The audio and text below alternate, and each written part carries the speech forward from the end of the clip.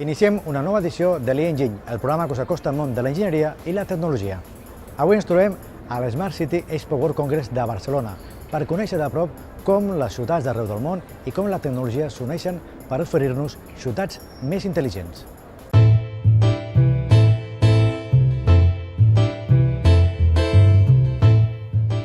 En el programa d'avui retornem a l'Smart City Expo World Congress per centrar-nos en els projectes que desenvolupen sota el paraigua de l'OPC i conèixer, per exemple, l'Eurocat, que està desenvolupant un sistema de gestió del clavegueram amb drons.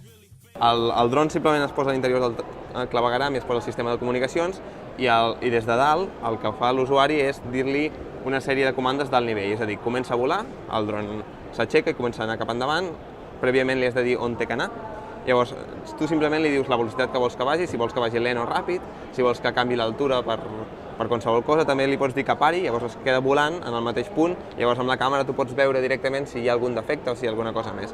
I en qualsevol moment li pots dir segueix i el dron segueix. Llavors, al final, que el dron està fent un enregistrament i també està creant una imatge 3D del clavegueram? Sí, el dron el que fa és es localitza ell mateix per saber on és, si està a un carrer o a l'altre, i també el que està fent és fer un 3D del clavegueram veient on estan les parets i anant pel mig per no col·lisionar en cap de les parets. En tot moment està veient on està el seu entorn i si hi ha algun obstacle o alguna cosa, intentant evitar aquesta sèrie d'obstacles. I quin és l'ús bàsic? És un tema de manteniment? Sí, és un tema que cada any, per exemple, aquí a Barcelona hi ha un munt de quilòmetres de clavegueram i el que fa és brigades de 4 persones baixen i recorren tot apuntant si hi ha alguna esquerda, però tot és molt manual. Llavors el que s'està intentant és substituir amb robots, els operaris segueixen estant a dalt d'una manera més còmoda i el que fan és mirar també si veuen alguna cosa i el dron també crea un 3D que després es pot pujar al núvol i tenir totes les clavegueres de Barcelona, tenir un registre i veient de l'any anterior a l'any següent si ha passat si l'esquerda s'ha fet més gran, si s'ha d'intervenir, tens com més informació. Què ha estat el més complicat de desenvolupar un projecte així com aquest? El més complicat ha estat la navegació dintre de la claveguera. El dron crea moltes turbulències, per evitar els obstacles, hi ha pols, ens hem trobat una sèrie de dificultats que no ens esperàvem de bon principi i s'han tingut que anar avaluant i resolvent. Després la part de reconstrucció 3D també ha costat fer una reconstrucció perfecta amb el dron volant, fer una reconstrucció prou precisa per veure tots els defectes que volíem. Defectes a nivell d'estructura del clavegueram? Una esquerda, un desprendiment, que la cubeta, que és la part per on passa l'aigua, estigui malmesa o hi hagi un forat, tota aquesta sèrie de coses que s'han d'arreglar pel bon funcionament del clavegueram i interessa saber on ha passat, en quin quilòmetre d'allà sota, perquè clar, un operari en el fons diu més o menys entre aquí i allà, tampoc va amb el metro i va mirant. Llavors, amb això tens una manera de saber precisament on està i per enviar una brigada, quan convingui, tens tota aquesta informació. Tot seguit us proposem conèixer l'estudi que estan desenvolupant des de la Facultat d'Informàtica per tal de gestionar la mobilitat de Barcelona i el seu entorn. Aquest any presentem el Virtual Mobility Lab. El Virtual Mobility Lab és una plataforma de modelització de les xarxes de transport públic i privat de Barcelona. Més que Barcelona, de l'àrea metropolitana, i ens hem concentrat en la primera corona. I en què consisteix bàsicament aquest projecte? Quines serien les...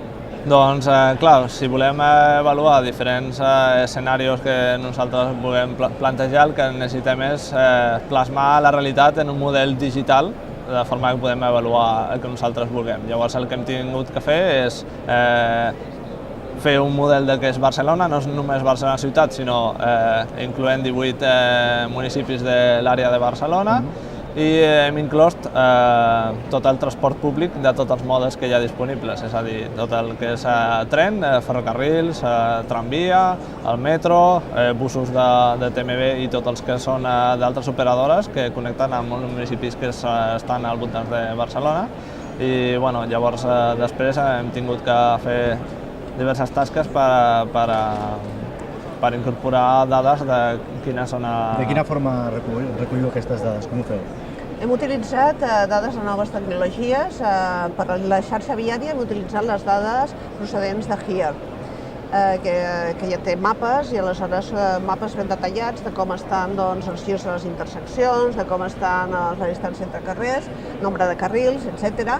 Hem utilitzat mapes GTFS que són públics amb la descripció de les xarxes d'autobusos, és a dir, bàsicament les línies d'autobús. Aleshores hem hagut de modificar perquè s'acabés d'ajustar en el model. Treballem sota una plataforma que es diu Visum, de l'empresa PTB, una empresa alemanya, i aleshores per l'aspecte de la demanda, perquè tot el que és les xarxes tant d'autobusos com de transport privat és el que nosaltres denominem l'oferta, el model de l'oferta. Però la demanda seria com les persones es volen moure entre els diferents àmbits de la zona d'estudi. Aleshores hem utilitzat dades de mobilitat procedents de la telefonia mòbil i concretament dades que ens ha proporcionat Kineo. Aleshores, Kineo és una empresa que explota les dades d'Orange. Aleshores, comptem amb dades de mobilitat total per hores de març del 2017. Són dades molt actualitzades. Però és una quantitat d'informació increïble, no? No és Big Data, és a dir, hi ha una gran quantitat de dades, però 8 milions de registres no són Big Data. És a dir, són moltes dades. I tanquem el programa parlant de realitat virtual des de punts de vista tan diferents com l'arquitectura o la formació. Estem presentant diferents experiències de realitat virtual una mica per mostrar què et pot aportar. De fet, en aquest moment està visualitzant una aplicació més pensada per arquitectura on realment un individu es podria passejar per un espai que no està construït i tenir la sensació d'estar allà dins, no? I és veritat, és veritat. La tenim aquí. Llavors, clar, el tema de realitat virtual realment el pots aplicar en qualsevol camp, des de tema mèdic, tema arquitectura, patrimoni cultural, més a nivell industrial, o sigui, es pot aplicar en infinitat de camps, no?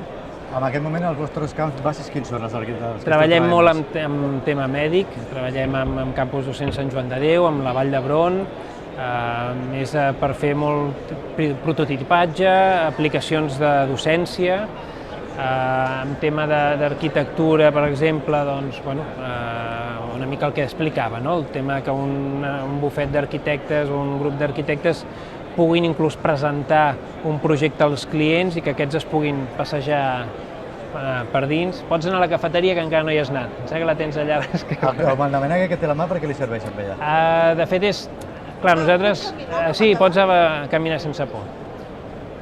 O sigui, de fet, tothom, diguem, o pots visualitzar un espai tridimensional, però el que al final el que no et doni un cop, al final ha d'existir una interacció, no? Aquesta interacció pot ser únicament que es pugui desplaçar o, jo què sé, que per exemple pugui seleccionar un objecte i moure'l o pugui canviar la il·luminació en aquest cas. Per tant, entenc que pots arribar a dissenyar des de l'interior, vols dir? És a dir, des de l'interior... O sigui, tu pots arribar a dissenyar una aplicació i que tingui les funcionalitats que tu vulguis.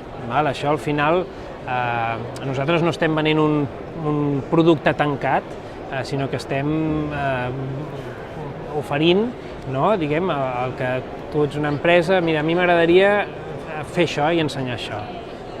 I que, per exemple, el client, quan vingui, pugui seleccionar... Em permets un segon? Vols que t'ho tregui o et fico un altre... No, ja està bé. Tu salva les ulleres. Què tal? Sí? Jo ho provaré. Ara. Doncs, no, home, no. Llavors, al final, cada aplicació es fa una mica a demanda, no? Perquè no tothom vol que l'aplicació interactuï, o no tothom vol la mateixa tipus d'interacció. Welcome to the masquerade where everybody in the scene got a part to play. They wear the mask like it's Mardi Gras holiday. You can't tell what's real from what's really fake. Troba l'enginyer que necessites amb el Col·legi d'Enginyers Tècnics Industrials de Vilanova i la Geltrú i tota la informació a cetip.cat. I fins aquí aquesta edició de l'Enginy. Us diem adeu des de l'Smart City World Congress de Barcelona.